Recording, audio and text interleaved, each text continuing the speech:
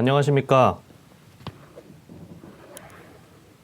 디스플레이와 2차 전지를 담당하고 있는 김광진입니다. 이번 기초 세미나 내용은 이제 디스플레이 관련된 내용이고요. 이제 디스플레이의 기본적인 종류와 구동 원리, 그리고 이제 기본적인 제조 공정, 그리고 개괄적인 시장 개요 같은 것들을 좀 말씀드리는 시간을 가져보도록 하겠습니다.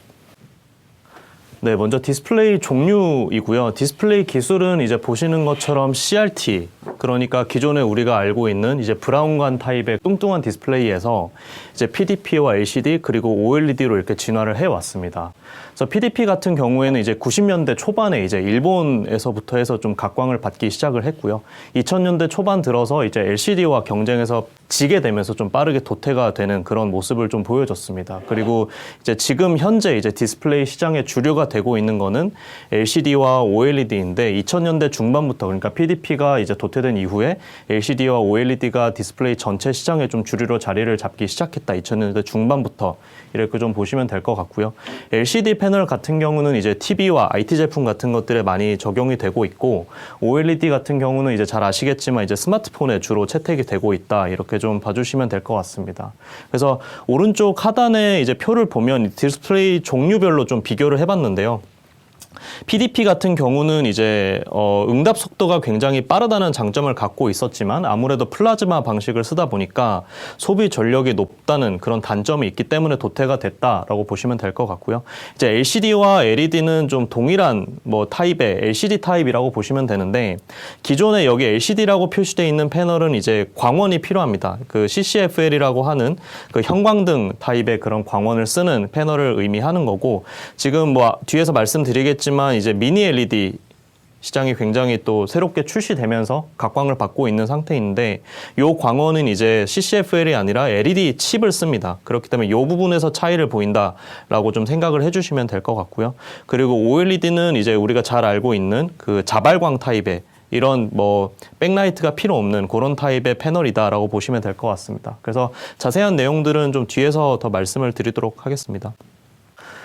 네, 아무래도 이제 디스플레이 시장의 주류가 이제 LCD와 OLED이다 보니까 LCD와 OLED 그 두 타입이 어떻게 다른지에 대해서 좀 살펴보려고 하고 있고요. 일단 첫 번째 LCD 패널부터 좀 알아보도록 하겠습니다.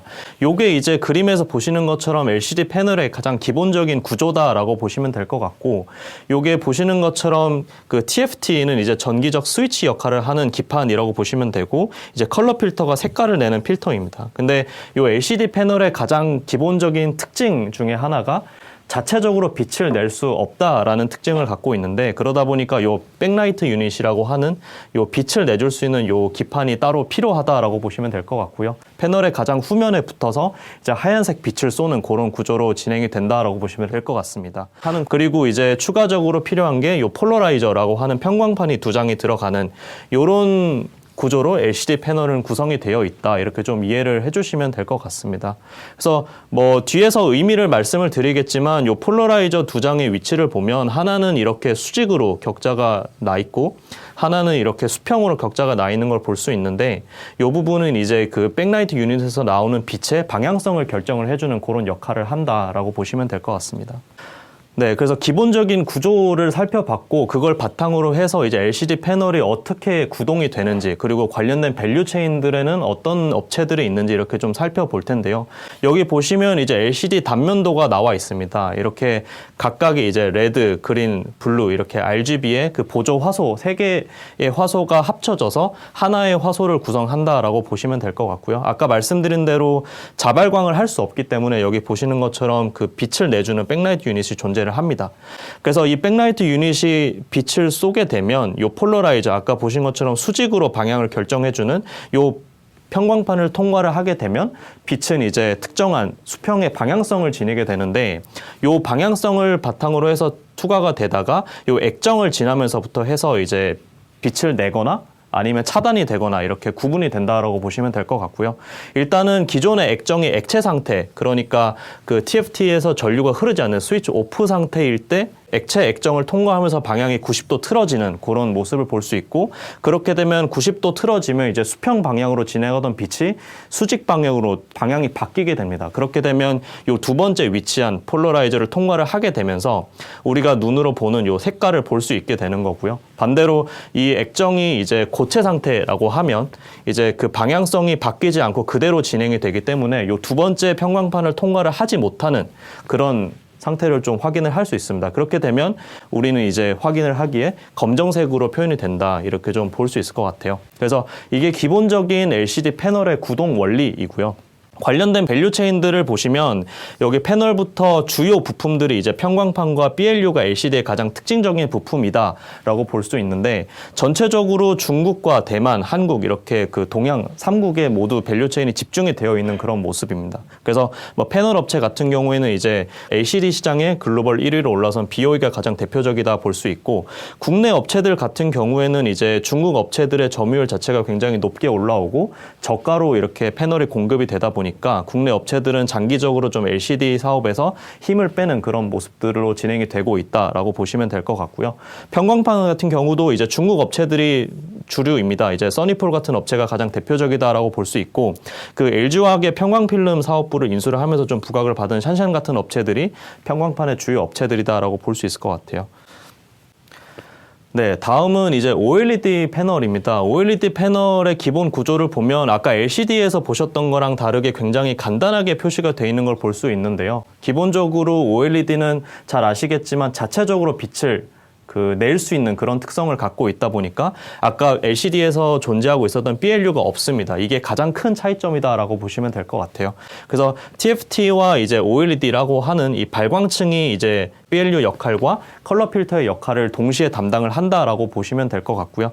그리고 특징적인 부분은 이제 LCD 패널에서는 아까 폴러라이저, 이 평광판이 2장이 들어갔지만 OLED 패널에서는 1장만 필요로 한다, 이렇게 좀 보시면 될 것 같습니다. 그리고 요 인캡, 이 또 OLED 그 패널 구조상에서 굉장히 특징적인 부분인데, LCD에서는 아무래도 유기 발광층이 들어가지 않다 보니까 요 인캡이 필요 없지만 OLED에서는 이 유기 발광층이 아무래도 산소와 수분에 취약한 특성을 갖고 있다 보니까 그런 부분들을 좀 보호하기 위해서 들어가는 추가되는 공정이다 라고 보시면 될 것 같습니다. 그래서 이렇게 보시면 아무래도 BLU가 빠지고 폴러라이저도 한 장이 빠지기 때문에 LCD 대비해서 단순한 구조를 갖고 있다라는 게 OLED의 가장 대표적인 장점 중에 하나일 것 같고요. 그렇다 보니까 이제 아무래도 얇게 구현이 가능해서 이 방막화, 그러니까 얇은 패널로 생산이 가능하다라고 볼 수 있을 것 같습니다. 그래서 우리가 이제 그 하이마트 같은 곳을 가보면 이제 OLED TV와 LED TV를 보게 되는데, 요 LED TV는 LCD의 한 종류다, 한 갈래다라고 말씀을 드렸고, 백라이트 유닛을 필요로 합니다. 그러다 보니까 두께가 조금 OLED 대비해서는 두꺼울 수밖에 없는 이런 특징들을 좀 확인을 할 수 있을 것 같습니다. 그렇지만 이제 그 기본적인 구조는 단순하지만 아무래도 OLED의 구동 원리 자체는 굉장히 좀 복잡합니다. 이게 아무래도 이 스위치 개수에서부터 좀 확인을 할 수 있을 것 같은데, 요 TFT가 이제 스위치 역할을 한다라고 말씀을 드렸고, 각 화소에서 LCD 패널 같은 경우는 요 TFT가 보조 화소당 하나씩이 들어갑니다. 그렇지만 이제 OLED 패널에서는 보조 화소당 이제 7개의 TFT가 필요하다라고 좀 보시면 될 것 같고요. 그래서 기본적인 구조는 단순하지만 절대 이제 제조 공정 자체는 단순하지 않다라는 부분들을 좀 확인을 할 필요가 있을 것 같습니다. 네, 그래서 OLED 패널의 기본적인 구조를 바탕으로 해서 이제 구동 원리와 밸류 체인들을 좀 알아볼 텐데, 아까 말씀드린 대로 이제 각 보조 화소마다 이제 스위치 역할을 하는 TFT가 이제 7개가 위치를 한다라고 말씀을 드렸고요. 이 7개의 TFT를 통해서 이제 그 보조 화소가 구동이 되게 되는데, 그 구동이 되는 그 주요 핵심층이 바로 여기 보이는 이 유기 발광층이라고 보시면 됩니다. 그래서 TFT를 통해서 이제 신호가 인가가 되면 이 유기물 상단에 위치하는 음극 쪽으로 이제 그 전류가 흘러 들어가게 됩니다. 그래서 이 음극을 통해서 흘러 들어온 전류가 이 발광층들을 지나면서 이제 그 전하와 전공이 만나서 충돌을 해서 빛이 발생을 하는 그런 원리로 이제 OLED의 그 색깔이 표현이 된다라고 좀 이해를 해주시면 될 것 같고요. 그래서 OLED 소재 밸류 체인은 이제 LCD랑은 좀 다릅니다. 아무래도 백라이트 유닛이 필요 없고 그 대신에 그 유기 발광층을 담당하는 발광 소재 업체들이 좀 추가가 된다라고 보시면 될 것 같고요. 그래서 뭐 패널이나 평광판 밸류 체인은 LCD와 어느 정도 유사하지만 이 발광 소재 업체들은 그 글로벌 이제 화학 업체들을 비롯해서 국내 덕산네오룩스, 뭐 솔루스 첨단 소재 같은 업체들이 좀 LCD 밸류 체인에서는 보이지 않았던 그런 신규 업체들이다라고 보시면 될 것 같습니다.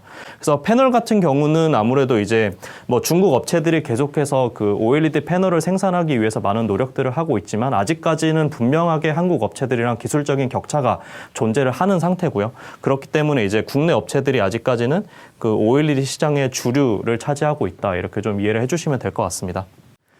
네, 지금까지 알아봤던 거는 이제 LCD와 OLED 패널의 이제 기본적인 구조, 그리고 그 구동 원리와 그다음에 그 관련되어 있는 밸류 체인들에 대해서 좀 살펴봤고요. 이제 뒤에서는 디스플레이 제조 공정과 관련된 내용들을 좀 다뤄보도록 하겠습니다.